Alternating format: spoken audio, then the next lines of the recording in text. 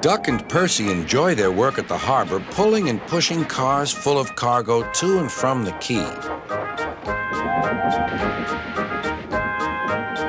But one morning, the engines were exhausted.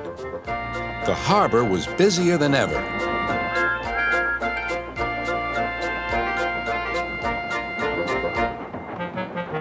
Sir Topham Hatt promised that another engine would be found to help them. "Huh, it's about time," said Percy. "I ache so much I can hardly get my wheels to move," agreed Duck.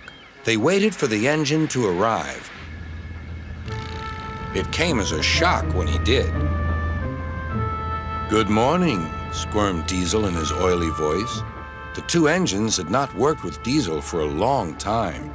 "What are you doing here?" gasped Duck. "Your worthy Sir Topham Hatt sent me.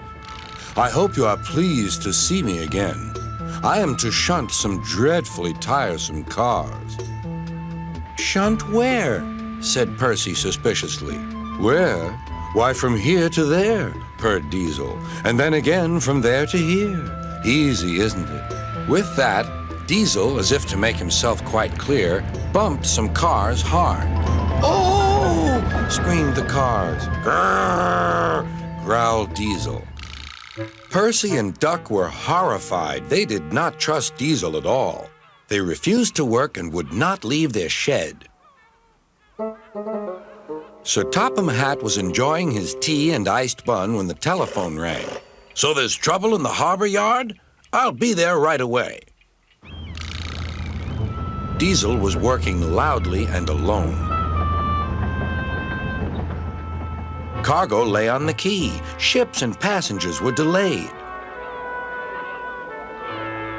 Everyone was complaining about Sir Topham Hatt's railway.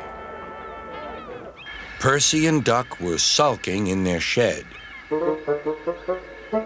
"What's all this?" demanded Sir Topham Hatt. "We're on strike, sir," said Percy nervously. "Yes," added Duck.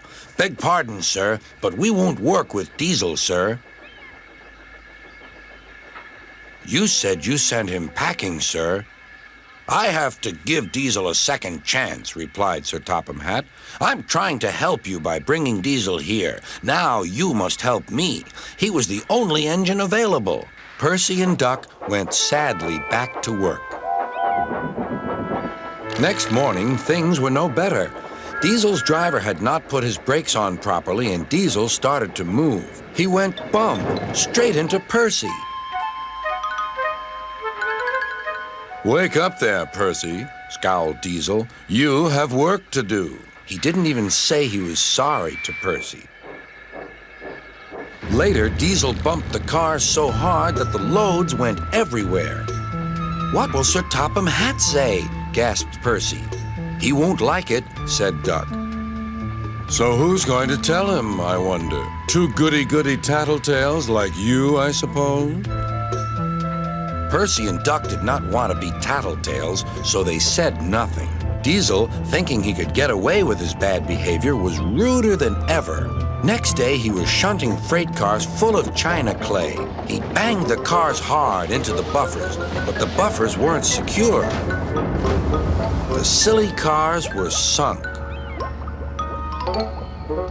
Sir Topham Hatt heard the news. The cars were hoisted safely from the sea, but the clay was lost. Sir Topham Hatt spoke severely to Diesel. "The harbor master has told me everything. Things worked much better here before you arrived. I shall not be inviting you back. Now, Duck and Percy, I hope you won't mind having to handle the work by yourselves again." "Oh, no, sir. Yes, please, sir," replied the engines. Whistling cheerfully, they puffed back to work, while Diesel sulked slowly away.